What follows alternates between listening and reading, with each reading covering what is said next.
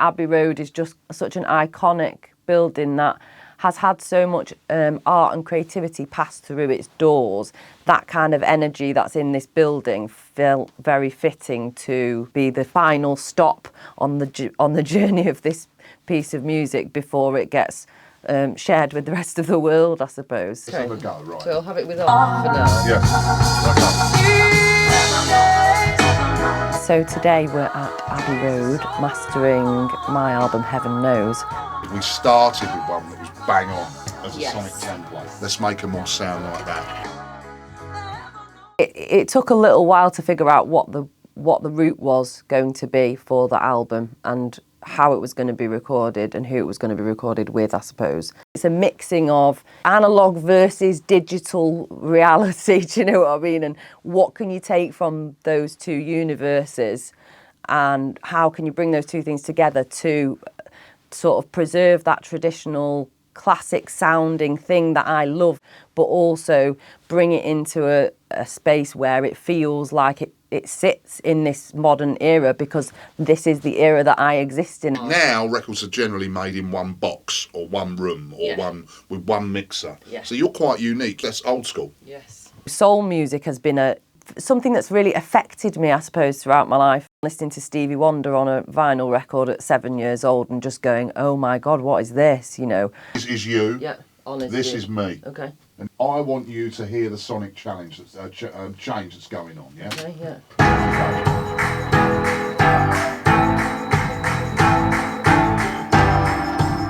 In terms of the bass frequencies, yes. Do you think that it sounds a bit muddy in the No, I don't. No, I don't. Because I think that adding the clarity to it, to the top.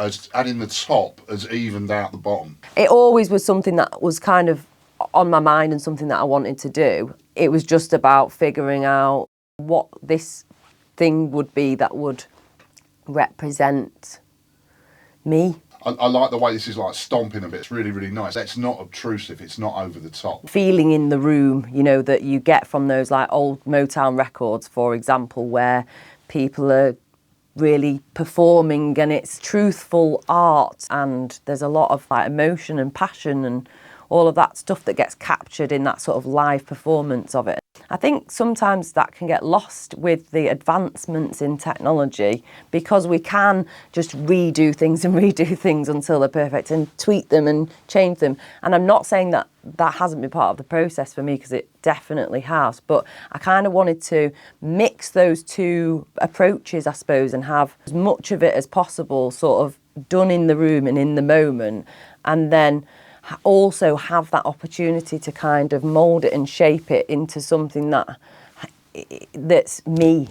I suppose to some extent sort of micromanage that a little bit more, which is, you know, aids me in my perfectionist tendencies, basically. I don't know how long I spent 3 days picking all the little pieces of guitar and then going, oh, that's nice to go there.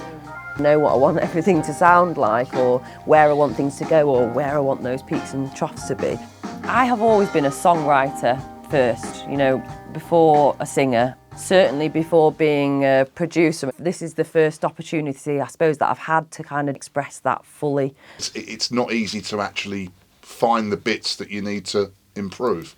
I'd intended it to take about a year and it's taken probably 3 years, with spinal injury and COVID in the middle. It's been such a long journey to get to this point of having this finished piece of work, and, you know, what it is that I hear in my head.